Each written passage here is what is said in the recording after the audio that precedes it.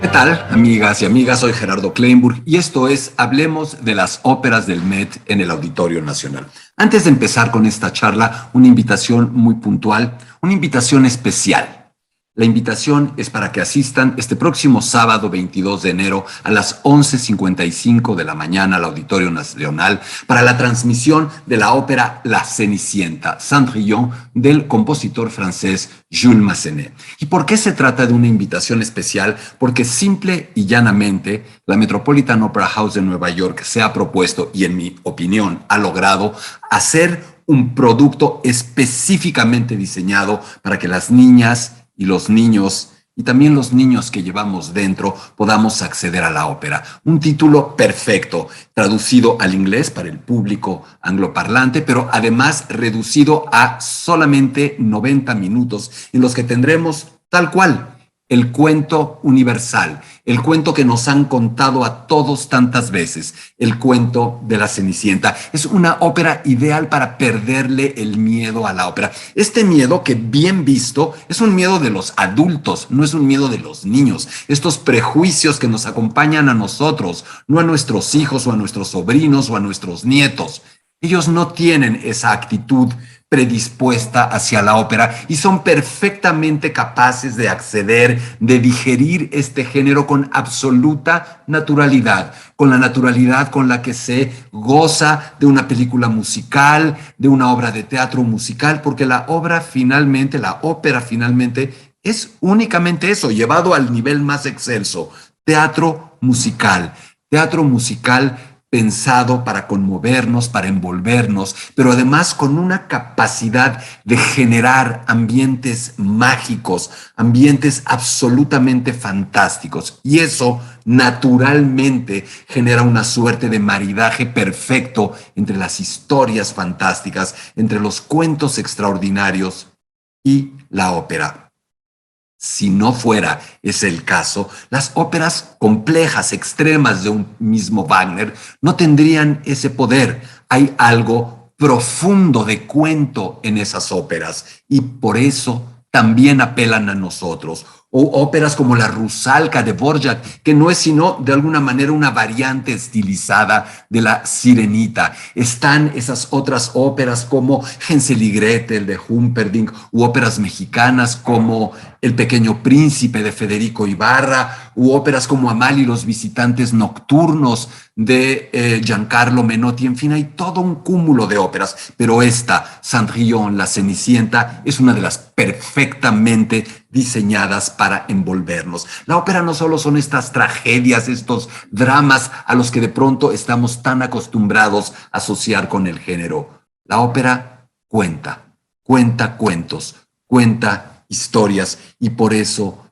es de esta fuerza. Es un espectáculo que ha reinado en toda Europa por ya varios siglos y es este ejemplo particular, el de Cendrillon, una ópera francesa como tal. Una pequeña digresión para entender qué es la ópera francesa, para que nosotros, los adultos, vayamos mejor preparados a esta función y si estamos llevando a un niño, a un joven, a un adolescente, a alguien que nunca se haya acercado a la ópera, tomen algunos de estos comentarios, utilicen algunos de estos conceptos y trátenlos de aplicar, de compartir con la gente que vaya con ustedes a esta función al Auditorio Nacional. La ópera es un producto italiano, lo sabemos, es casi la denominación de origen de este género, la península itálica. Es un género que nace a fines del siglo XVI, que se establece rápidamente por todos los reinos y ducados de Italia y que cobra fama allende esas fronteras. En el mundo europeo se habla de esta nueva manera de contar historias,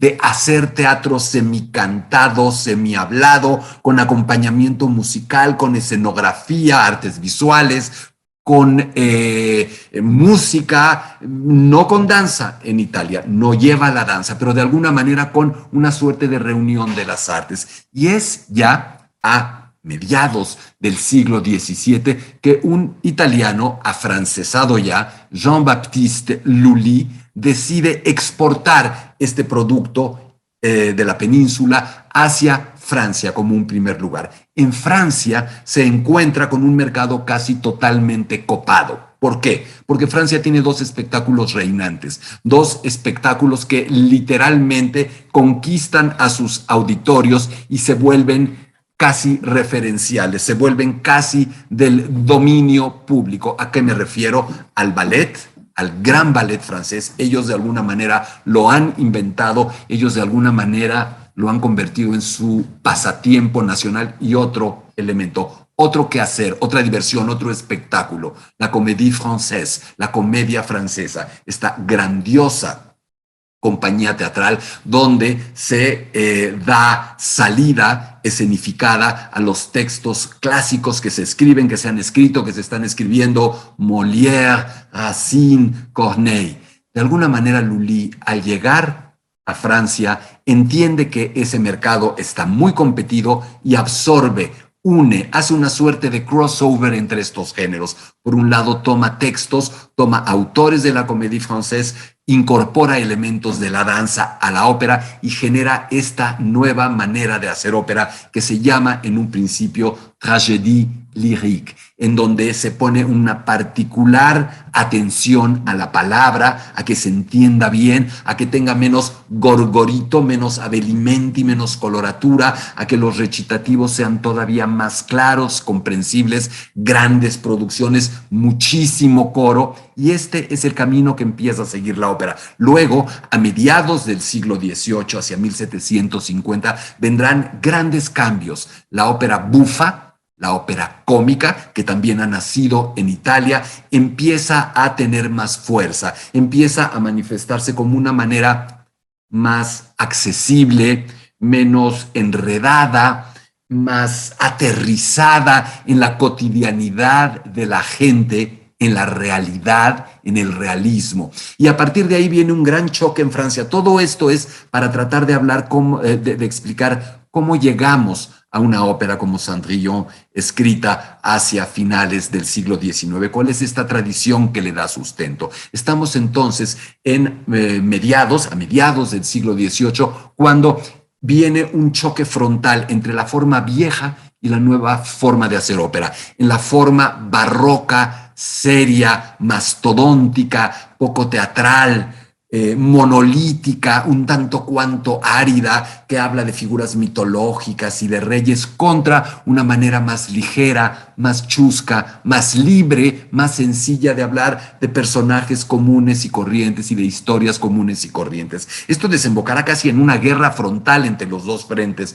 en Francia, al que se llamó esta disputa la querella de los bufones. A partir de ella viene toda una suerte de remodelación de la ópera francesa, impulsada en buena medida por Jean-Jacques Rousseau, ni más ni menos que el enciclopedista, el gran intelectual francés que escribe una ópera que además también toma elementos de toda esta reforma que Christoph Willibald Gluck, gran compositor alemán que se ha ido a vivir a Francia y que genera también una revolución total de la ópera italiana para hacerla más verdadera, más honesta, más teatral, menos llena de parafernalia y de pirotecnia. Todo esto se une para generar lo que se da en llamar la opéra comique, una nueva forma de hacer ópera en Francia que mezcla el texto hablado con el texto cantado, que de alguna manera incorpora la lengua vernácula, la lengua local, el francés, y que se vuelve una de las tantas variantes o vertientes operísticas con la que la ópera empieza a recorrer todo el continente. Así se llegará a Inglaterra a la ballad opera, antecesora directa de la comedia musical, donde hay texto hablado, texto cantado, donde hay bailables, donde hay música ligera, donde hay historias comunes y corrientes, donde incluso se utilizan canciones, aires, música popular del dominio público. Lo mismo acontece cuando se llega a España con la zarzuela, es decir, una suerte de género operístico más ligero que aborda otros temas, que busca otros públicos. Todo esto es el caldo de cultivo de ciertas maneras de hacer ópera en Francia, que a finales del siglo XIX dan pie a que exista la gran ópera francesa, la Grand Opéra, que se deriva de la tragedia lírica, la ópera cómica, la opereta y toda una serie de géneros híbridos, casi diríamos crossover entre ellos. En ese espacio más flexible, más abierto, más buscando a todos los públicos, podemos insertar la figura de Jules Massenet, perdón, el autor de esta obra y de su Cenicienta, una de las obras emblemáticas hoy día del compositor. Antes de hablar un poco de la propia música de la Cenicienta y tal vez tres trazos del compositor, hablemos del cuento mismo. Finalmente es uno de los cuentos emblemáticos, pero hoy sabemos que los cuentos de hadas, que los cuentos para niños son fuertes. Son cuentos pensados para toda la familia. Son cuentos que de alguna manera, desde tradiciones inmemoriales, milenarias, abonan a generar una suerte de educación entre padres e hijos, educar a los padres y a los hijos con historias que en estricto sentido son muy fuertes y tienen elementos psicológicos fortísimos. Bruno Bettelheim, un extraordinario psicoanalista vienés nacido en 1903, se dedicó buena parte de su carrera a desentrañar los durísimos misterios que llevan implícitos estos cuentos, las historias crudas, duras que de verdad tienen. Piensen en Hansel y Gretel abandonando a los niños en el bosque. Piensen en elementos extraños que puede haber en esta propia Cenicienta y entenderemos qué hay detrás de la Cenicienta, qué hay debajo de ella, además del cuento de hadas. La rivalidad entre hermanas, la rivalidad entre hermanos, de eso se trata este cuento. Hermanastras o no hermanastras, es una historia de hasta dónde puede llegar el bullying a un miembro de la familia, hasta dónde puede llegar la natural rivalidad entre las hermanas, los hermanos de un mismo clan familiar. También hay algo del orden edípico, esta relación tan intensa entre el padre o el padrastro y una de las hijas. A diferencia de la madrastra o de la madre, hay distintas variaciones en el cuento, donde también nos puede mostrar distintos y complejos, turbios, oscuros costados de la relación de pareja. Y por supuesto, el elemento aspiracional, el elemento emblemático de una chica de una clase social mucho más baja, que no puede aspirar ni remotamente al príncipe, pero que logra, por obra y gracia de una hada madrina, de la magia, del bien universal, de una fuerza poderosa que de alguna manera está presente, logra acceder y llegar hasta la cumbre social del príncipe. Es tan poderosa esta historia, está tan en el inconsciente colectivo, que el propio siglo XX vivió esa historia al infinito. Me refiero a Diana Spencer, me refiero a Lady Di y su matrimonio con el príncipe Carlos, que se vuelve y que convierte a este personaje malhadado, trágico, doloroso, que es Diana Spencer, en una suerte de Cenicienta universal, en tiempo real, en televisión, ante todos nosotros. Y también, en alguna de las variantes más edulcoradas de la Cenicienta, esta suerte de perdón, de concordia, esta suerte de casi actitud budista, si la queremos ver así, de Cenicienta, perdonando todo el mal que le han hecho sus hermanas y su madrastra. Eso es en una de las versiones, porque este cuento se va muy atrás, tiene un origen milenario. Hay quien dice que ya en China se habla de una chica y la zapatilla, que pierde la zapatilla y que al encontrar la zapatilla pueden ubicarla para lograr consumar el amor que se había gestado.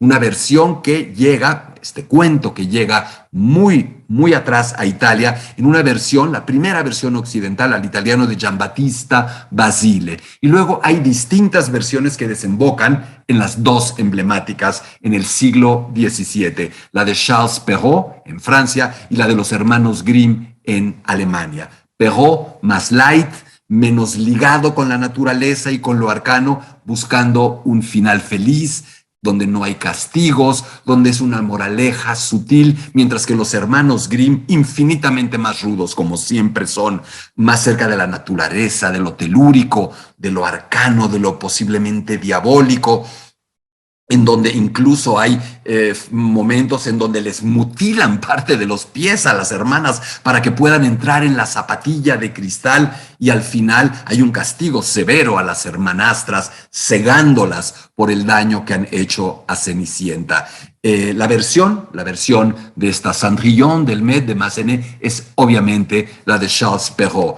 Aparecida hacia 1697 en esta selección de cuentos o de recopilación de cuentos del autor francés titulado Los cuentos de Mamá Ganso o Los cuentos de la Mamá Oca, que incluyen 6 o 7 cuentos: La Bella Durmiente del Bosque, Caperucita Roja, Barba Azul, El Gato con Botas, Las Hadas, Riquete el del Copete y Pulgarcito, además, por supuesto, de La Cenicienta. La Cenicienta es una obra atractiva para el mundo de la ópera desde mucho tiempo atrás. El propio Gioachino Rossini escribe una de sus obras emblemáticas, una de sus óperas bufas por antonomasia, con esta Cenicienta, con su Cenerentola, una Cenicienta muy modificada, donde Rossini mismo dice: aquí no quiero nada mágico, más racionalidad, más liberalidad o liberalismo. Es decir, ¿qué está buscando? Está buscando que haya un preceptor que, a través de la razón, del humanismo enciclopédico, casi masónico, sea el que obre el milagro en la pequeña Cenicienta. Busca además que el príncipe se haga pasar por mendigo para de esa manera tratar de no abusar de su poder, un rollo mucho más igualitario. Esta Cenerentola, esta Cenicienta, esta Cendrillon en francés, se apega mucho más pulcra, dócilmente a la historia dulce, hermosa de la Cenicienta, que incluso ha llegado a la cima cinematográfica a partir de la versión de Walt Disney. Y la producción que veremos es absolutamente hermosa. Una suerte de gran libro con pop-outs, donde del libro, de las propias páginas casi manuscritas del texto de Perrault, van apareciendo personajes, puertas, objetos de una manera por demás mágica. Y además un elenco que podrán ver en el Auditorio Nacional, con toda la tecnología maravillosa del Auditorio Nacional, que con su sonido envolvente, su pantalla y su sistema de proyección únicos en México y en América Latina, ofrecen una incomparable versión de la propia grabación cinematográfica espectacular que con este despliegue de cámaras hace la Metropolitan Opera House de Nueva York. Es una experiencia absolutamente singular. No es ir a ver una ópera al teatro, es algo, si me lo permiten, siguiendo con el símil del cuento de hadas, de esa magia en donde de verdad estaremos dentro del escenario, a una distancia inverosímil de los actores, de los cantantes, de los personajes, y con un sonido hiperrealista de una calidad absolutamente asombrosa.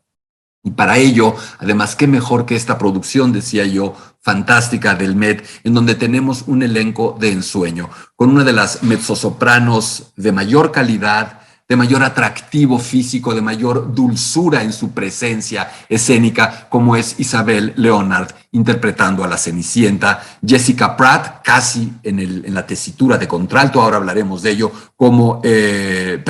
Jessica Pratt como el hada madrina; Emily D'Angelo como el príncipe, un papel travesti, un papel escrito así por Massenet para que una mujer cante el papel de hombre. Ahora explicaremos también por qué. Stephanie Blythe como Madame de la Altière, ella sí en este rol casi de contralto, como había comentado, y Laurent Naury, el bajo semibufo, que hace el papel de Pandolf, del padrastro. Todos dirigidos espléndidamente por Emmanuel Villon, un especialista en este repertorio, y con una producción de verdad hermosa, perfecta, me atrevería a decir yo, de Laurent Pelly, con la escenografía de Barbara de Limburg. Insisto, cantada en inglés, con subtítulos en español, como siempre en las transmisiones del Auditorio Nacional, y en esta ocasión abreviada a 90 minutos. Ahora, ¿qué música vamos a escuchar? ¿De qué se trata musicalmente? Podemos empezar diciendo algo que no es muy técnico, pero que es exacto. La música es bellísima, es música accesible, es música tonal, es este último reducto de tonalismo tradicional que Jules Massenet encarna, quiero decir, este compositor que es de alguna manera el grandísimo puente entre entre Charles Gounod, el autor de Romeo y Julieta, el autor de estas óperas tan importantes de la primera parte del siglo XIX francés, y lo que vendría después con Georges Bizet en 1875, con la revolución de Claude Debussy, el impresionismo de Peleas de Mélisande, pero Jules Massenet es el más prolífico, es uno de los más amados y es uno de los más exitosos compositores franceses, porque tiene un don único, ese que no se puede estudiar, ese que no se aprende, ese que se tiene o no se tiene, el don de la melodía. El don de escribir una y otra melodías, cada una más hermosa que la anterior, cada una más conmovedora, recordable, tarareable, pegajosa. Van a verse inundados de este tipo de melodías, y eso siempre es grato, es atractivo y permite un canto espectacular, entrañable, seductor, como el que podremos atestiguar con las y los cantantes a los que he hecho referencia. También fiel a la tradición de la que hablé, de incorporar la danza, el ballet. Hay varios ballets que están insertados en distintos lugares de la ópera, perfectamente amalgamados, pero no solamente tienen ese atractivo de tener espacios dancísticos. Esta suerte de carácter rítmico especial de la música de ballet permea la obra entera. Es parte de lo que le da fuerza, momentum, empuje, que hace que la obra vaya para adelante y se nos vaya como agua entre los dedos. Si en su versión integral se va en un suspiro, en estos 90 minutos no podrán creer la velocidad a la que la música va a transcurrir, y esa es en alguna manera o de alguna manera por virtud de su carácter balletístico. Por otro lado, tenemos dos apartados muy claros en esta música. Por un lado, la música del hada madrina, un personaje al que de verdad Massenet transforma en mágico. ¿Y cómo lo puede hacer? No con recursos de alta tecnología escénica que no son necesarios, sino estrictamente con la música. La propia música de Jules Massenet es la magia del hada madrina, es lo que nos envuelve, es lo que le da este carácter sobrenatural. ¿Cómo hace esto un compositor? A través de armonías novedosas, propositivas, etéreas, diferentes, a través de instrumentación, de instrumentos, de una orquestación también distinta, y a través de pequeños momentos de coloratura, donde hace pequeñas, sutiles acrobacias el hada madrina, todo esto para literalmente generar una impresión sonora completamente mágica. Y eso está contrastado fuertemente con la música de la Cenicienta, con la música del Príncipe, cantado por una soprano Falcón. Ahora hablaremos de qué quiere decir eso. Ellos dos, simple y llanamente, cantan con música romántica, de un romanticismo tardío, con este patos, este dolor tan característico de la música de Jules Massenet, que logra permear a lo largo de muchas de sus partituras. Esta música que nos muestra simple y llanamente a una pareja de mundos distintos, a una suerte de amor imposible que sufre por no poderse acercar y que finalmente tendrá un encuentro hermoso, un encuentro maravilloso. Eso está en la música y es, insisto, música totalmente romántica por parte de Massenet, contrastando con el ámbito musical balletístico del que hablé, contrastando con el ámbito mágico del hada madrina. Y además de todos estos tipos de música y de teatralidad musical, tenemos la ópera bufa presente, la ópera comique francesa, es decir, estos elementos chuscos, caricaturescos, grotescos en algún sentido, que encarnan las hermanastras y la madre, la madrastra, Madame de Altier, un lenguaje totalmente de pastelazo musical, si lo queremos ver así. Pero hay algo más, otras capas que podemos ir agregando a esta experiencia. Por ejemplo, los coros.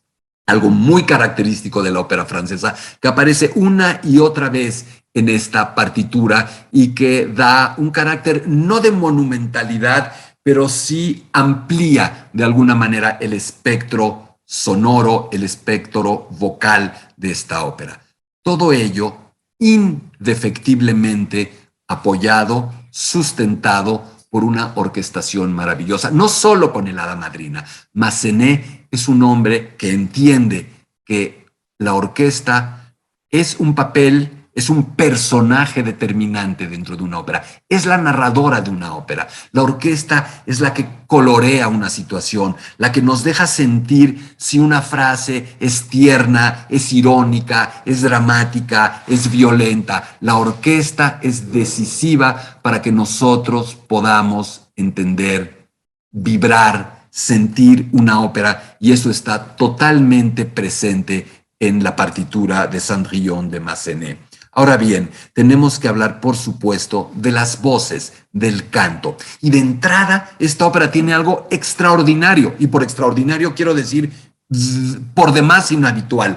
3 voces graves. La Cenicienta, escrita para una mezzosoprano clásica; la Madrastra, casi para una contralto, el registro más grave, bufo o bufa; y el Príncipe, cantado por una soprano falcón o soprano de sentimiento, una tesitura, un tipo de voz ideada para una cantante específica, Marie Cornélie Falcon, nacida en 1814, muerta en 1897, una especie de híbrido entre una mezzosoprano lírica y una soprano dramática. De hecho, Wagner utiliza esta tesitura, como muy pocos otros cantantes, en personajes como Venus en Tannhäuser, Ortrud en Lohengrin o Kundry en Parsifal.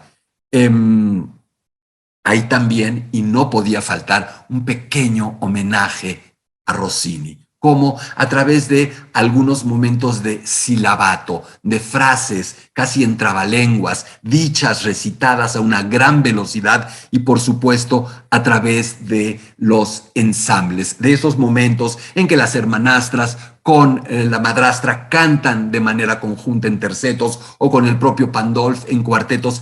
Estos recitativos, estos ensambles vocales ágiles, pujantes, que avanzan implacablemente y que generan situaciones hilarantes en los que las voces son utilizadas casi como instrumentos musicales, como si fuera un terceto o un cuarteto de cuerdas o de alientos, pero escritos para la voz. Eso es un clarísimo homenaje también a Rossini. Y también, aunque no lo parezca, además de este humor, de esta chispa, de todos estos planos incorporados, tenemos, por supuesto, algún homenaje, más que un homenaje, la aplicación de varios preceptos wagnerianos, como los del motivo conductor, los motivos conductores que están presentes en esta ópera de una manera sutil, caracterizando algún personaje, alguna situación, algún objeto, pero no a la Wagner, no de una manera tan intelectual y tan radical, sino a la francesa, a la Massenet, de una forma sutil, esporádica, siempre con elegancia.